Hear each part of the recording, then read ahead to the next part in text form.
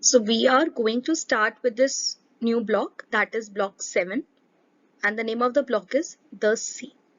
So if you look at the picture in your background, it is just similar to the picture given on page number 1 on your volume 2. So this is a poem which is descriptive poem. We have already done it in the classroom. I'll just repeat it once again. Why are we doing this poem? Because we need to infer. Infer means to bring out the main idea. That means the most important detail of a descriptive poem. So how is the poem? It is descriptive in nature. That means this poem is used to describe something. And if you read the name of the poem, it says the sea. So this poem is actually describing a sea. Next, I have divided the poem into 3 stanzas as it is given on page number 2. So we'll look at each stanza carefully and then try to understand the meaning of the poem. Now if you read the title, that is The Sea. Okay, that means we are talking about a specific thing called sea. So we all know what is a sea. Sea is a large water body. Okay, it is covered of land from only one side. So if this is India, my apologies from my drawing.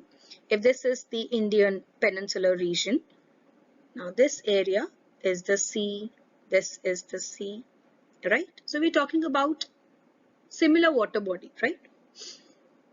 Line number 1. The sea is a hungry dog. Sea is a hungry dog. What is the poet doing here? The poet is directly comparing sea to a hungry dog. Now if I look at a hungry dog, this is a picture of a hungry dog. Now if you look at this picture, this is not that pleasing, and if I would ask you sorry, to go and visit this dog, I think half of you will not do that. Why? Because this dog is wild, right? This dog is, and when we are talking about the wild animals, they are not predictable. So we are not sure whether if a person is going to going close to this dog, whether that person will be safe or not. These dogs are unpredictable, right? So he is comparing a sea to a hungry dog, giant and grey. So first of all, close your eyes and imagine this kind of a dog who's hungry, and it is giant. Giant means it is huge. It's not even big, it is very big. So it is what I call huge and grey. So grey is a color which is there in my background, right? Now there are certain colors, okay? There's a story going on everywhere that, you know, black, gray and white, they resemble some darkness, something which is not good, right? For example, horror movies, the ghost always wear these colors, you know, this white and black and grays. They don't dress up in yellows. Why? Because this color represents something which is not pleasant. Okay. Now what is happening? The sea is a hungry dog, giant and grey. This line tells us that both the sea and the dog have this description. Okay, they have this similarity. Next line. He rolls on the beach all day. Now there is a word he. What is he used for? He is used to personify the sea, who is actually a hungry dog.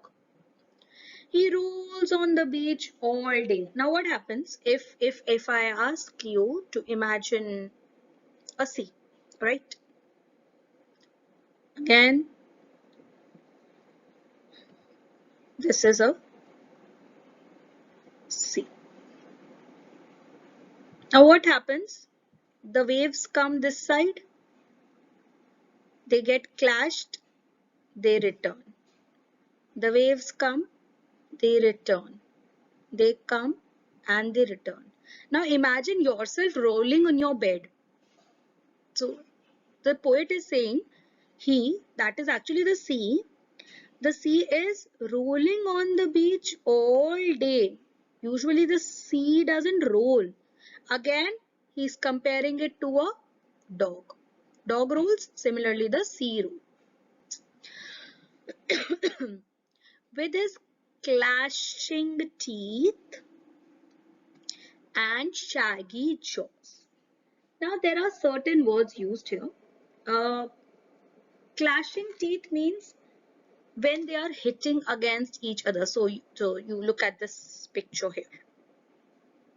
So what is happening? This girl is stopping the dog who's violent right now because they open their mouth and they shut their mouth. Clashing means when the mouth is open and shut, open and shut, open and shut, open and shut. So there are clashing teeth, okay, and shaggy jaws. Shaggy means which is uneven or what we call rough. Now what happens? This dog who's actually hungry, he's clashing the teeth, and the image which is coming out is very dangerous, right? So if just imagine a huge dog standing near your face and it's clashing the teeth, will feel scared. Similarly, the poet is saying that the sea is a bit scary. It resembles danger. What does it resembles? Danger. Okay, I have to use a pen. Sorry. R upon R he gnaws. This is not gnaws, it is gnaws. So how are we going to pronounce it? It is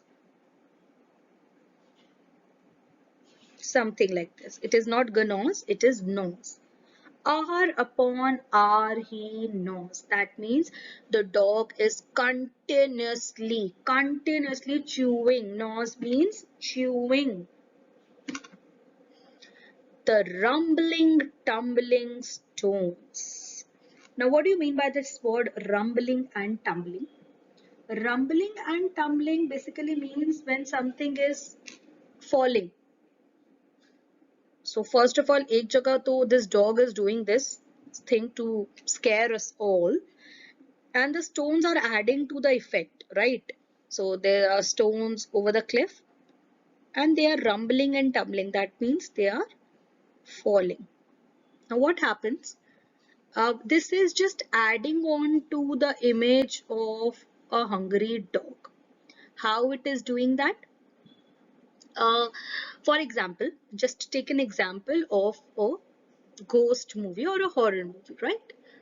So of course we will not have this Bollywood song in a horror movie. It will not make you feel scared. You'll start laughing, right? So the poet is using these lines or this image to be created in our mind so that we also feel that the sea is actually wild, it is dangerous, it is huge, and it is not something which we can call pleasant. And bones, bones, bones, bones. So this is bones, bones, bones, bones. We can understand this line similarly, like when you're very hungry, okay? What happens? You just keep on saying khana chahiye, khana chahiye, khana chahiye, khana chahiye, right? Similarly, the dog, what does dog eats? It chew bone, right? So the dog is too hungry that it is keep on saying bones, bones, bones, bones. Or we can also look at it in a way that the hungry dog was too dangerous that he has eaten so many creatures that there are bones and bones everywhere. The giant sea dog moans. Now, moon is when the tide comes, okay? When the tide comes, and the dog is here, right? Hungry sea dog is here.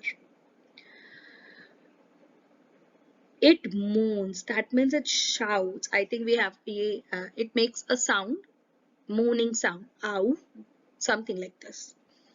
Licking his greasy paws. So why are the paws greasy? Because if this is a dog, okay, this is a dog, and these are the paws. Sorry for my drawing again. Now it is lying on the beach. The waves are coming. It is making its paws wet. Okay, so the dog is licking. What all things are we learning from this first stanza? Is first, mm, the sea is wild and unpredictable. It is untamed. That means there is no training given to that sea that how you should behave. Okay. Then both the sea and the dog are giant and hungry. The dog's sharp teeth. Look at the teeth. They are too sharp. And how it chews the food all day makes the image of the sea as dangerous.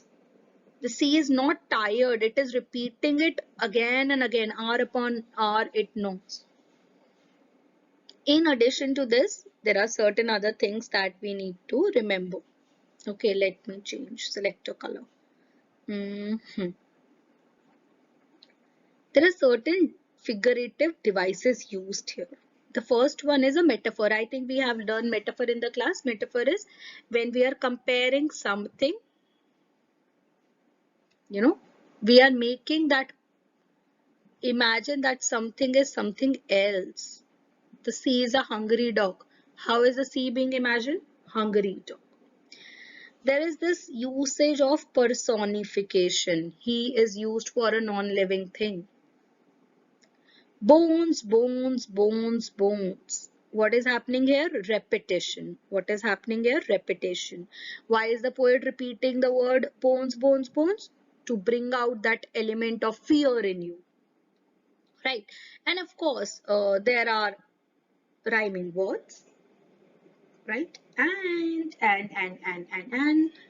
there are alliteration also. There is alliteration also. You need to figure out where it is. Okay. Now, I'll move on to the next stanza. And when the night wind roars. So there's a night wind roars. Now what happens here? Roars. Roar is basically a word used for tiger. Tigers, okay? Tigers, right? Or lions or whatever, okay? So why it is used for these animals? They have a bulky sound, right? So they roar. What we call the harna in Hindi. Something like this. And when the night wind roar, how can a wind roar? So how can a wind roar? Basically, when there is a storm, right? And the night is full of these clouds. इतनी जोर से हवा चलती है that we feel that it is roaring. It is roaring. The moon rocks in the stormy cloud. Now this line, the moon rocks in the stormy cloud. Now can you see the moon here? Can you see the clouds here? Now what happens when the storm is coming? तो एक बारी sun, moon जो है, it will be behind the clouds, and next time it will be hidden in the clouds. And when the storm comes, the moon will change the direction here. The moon will come here. Okay, let me change. Okay, the moon will come here. Now there comes the moon. Again the wind blows. The clouds will hide the moon.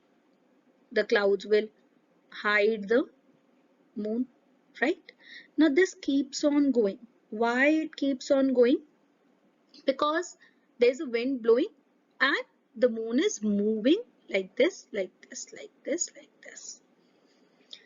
Moon rocks. Why is this word used? Rock. There used to be a chair. I don't know whether some of you have it in your house now also. There used to be chairs called rocking chairs. We use it for children to make them sleep, right?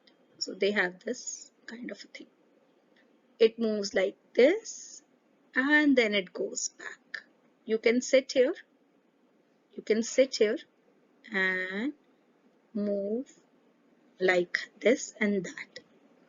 So आगे पीछे आप, you know how you swing. So it's like this, this, this, this. The moon rocks. Why is the poet saying the moon rocks? Because कभी तो clouds आगे आ जाते हैं moon के, and कभी moon दिख रहा है, कभी clouds दिख रहे हैं, कभी moon दिख रहा है, कभी clouds दिख रहे हैं, कभी moon दिख रहा है. He bounds to his feet and snuffs and sniffs. अब ये जो two words हैं, these two words, snuffs and sniffs. So sniff means when we smell. Usually dogs smell. If you can hear the sound, this is called sniffing. Snuff is when we take a deep breathing.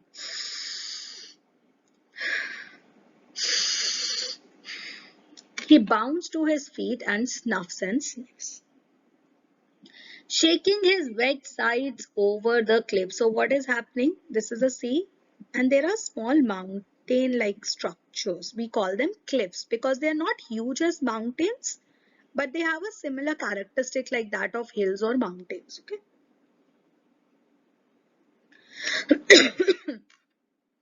And howls and hollows long and loud. So what is happening when this sea dog, it is getting restless now.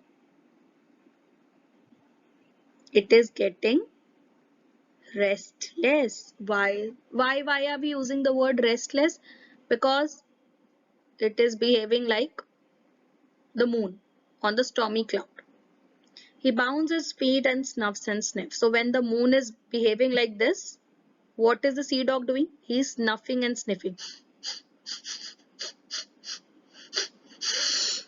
Something like this. When do dogs snuff and sniff? When they need to find out something, right? Shaking his wet sides over the cliff. So what happens when the water is coming here? It is coming near the cliff. It is getting sprinkled back. It is getting sprinkled back. And howls and hollows long and loud. Again, the dog is howling and behaving like something to ensure that, you know, people are terrified with it. Next stanza. But on quiet days. So quiet days doesn't mean that there is a pin drop silence. Quiet days means something like this. When you look at this picture, it is very calm. There are no high tides and low tides. It is very calm. And when is the time? It's May or June. That is the summer. When even the grasses on the dune. So what is a dune? A dune is we have learned about sand dunes, right? So dune is a pile of sand, right? The grass is on dune. So there are certain grasses growing on the dune. But on quiet days, in May or June, when even the grasses on the dune play no more their reedy tune. So what is a reedy tune? What does the word reedy means? Something unpleasant. So usually जो grass होता है near the water bodies, it has more of stem. There are shrub kind of a thing, right? They're not herbs, they have shrub. They have woody stems, right? So what happens when these woody stems, they get blown in air? So what happens? There's a unpleasant sound, right? Something like this. Now this sound is also not coming now. Why? Because the sea is calm. The sea is calm. With his head between the paws. Now, idhar tak to we were talking about the sea. Now here we are talking about the dog. With his head between his paws. Now what happened? This dog is resting. So when the dog rests, what happens? This is the hand.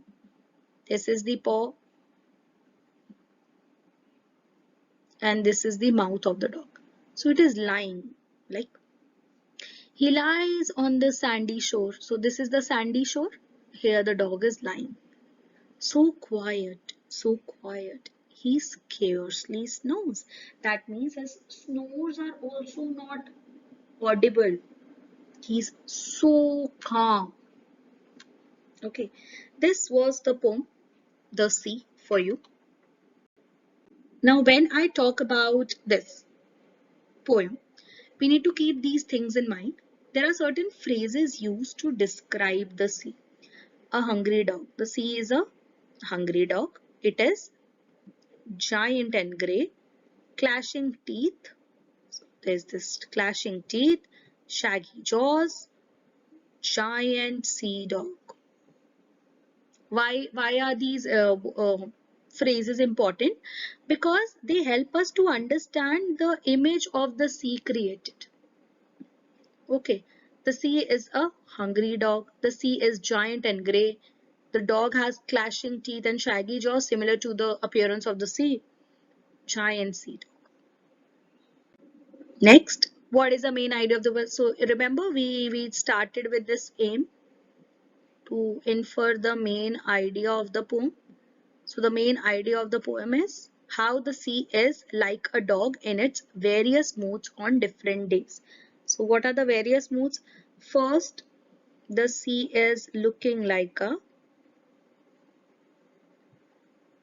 hungry dog. The hungry dog is wild and it is also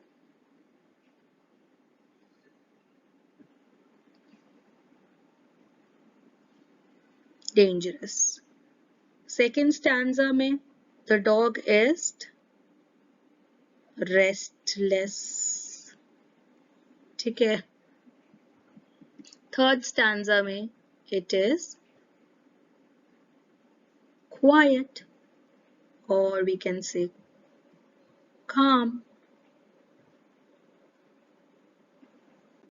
Next, so this is the exercise given on page number 3, lesson 1. The main idea of the poem. So what is the main idea of the poem? Read the lines from the poem, underline the words that the poet uses to describe the sea. Now, if I look at this is second stanza. Bounds, snuffs and sniffs, howls and hollows. These are the lines. You can add more lines. It's up to you. What is the poem The Sea about? How do you know? So I have explained this. What is the poem The Sea about? You will write the answer yourself in your rough notebook. This I want you to do in your English notebook. Imagine the sea to be like one of these creatures, a flying bird, a roaring lion, and a galloping horse. Why did you choose this creature? So you don't have to write the answer. Just draw the image that if you can imagine sea as something else, what would it be? Okay. Next, this is the workbook question. So let me open my workbook as well. Read the stanza of the poem. Underline the words that the poet uses. Okay. Now read the stanza of the poem. Underline the words that the poet uses to describe the sea. We have done it. इसी video में we have done it. The same paragraph I had used. So you do it yourself. Okay. Next. Read the stanza from question 1 and the remaining 2 stanzas of the poem given in the table. Answer the question. So basically, this is what we are talking about, stanza 2 and stanza 3. Right? So what are we doing? What is the poem mainly about? Explain using examples from the text. अब अगर आपको लिखना है answer, so it is It is more like, a brief summary, right? A brief summary. How is the poem, or what is the poem about? How do we go about it and all? तो हम क्या करेंगे? We are going to write a short answer. So how can we write the answer to this question? Uh, we'll start with the main aim. The poem is about the different moods. So we'll mention that it is about the different. I'll send the answers to you, don't worry. It is about different moods of the sea. The poet describes, first stanza, what is the poet doing? The poet describes the sea by comparing the sea to a hungry dog, right? So he has used the word clashing teeth, shaggy jaws, etc. In the second stanza, he he describes the sea, the dog as restless, right? Which lines? Howls and hollows long and loud.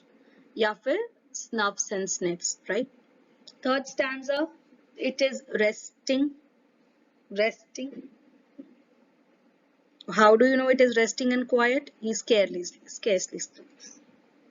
Now, third one, if you had to compare the sea to a thing or an animal, what would you choose and why? So how will you write the answer? You will write, I would compare the sea to a, यहाँ पे you will write your own word. Then you will say because. And after that you can give your explanation. I want you to attempt it yourself so that we get an idea whether we are able to write the answers or not.